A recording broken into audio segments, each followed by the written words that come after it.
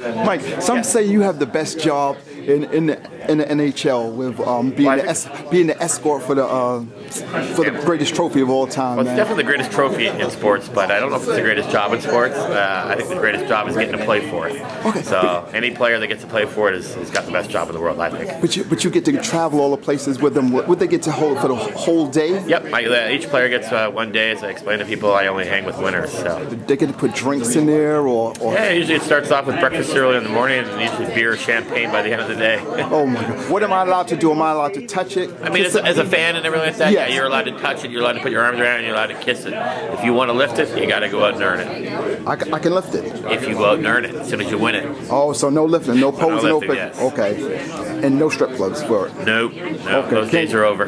Those days are over. Yeah. Is it true that the Rangers spoiled it for everybody? They said they changed. I mean, they were the last team to have it unescorted, but at the same time, it was a team that not every member of the organization had a day with it. I already went with Sean Penn one time. Sean Penn. Yeah, that was with Chelios in Chicago. Yeah, okay, that was a pretty cool day. How did that day go? I mean, that day started out.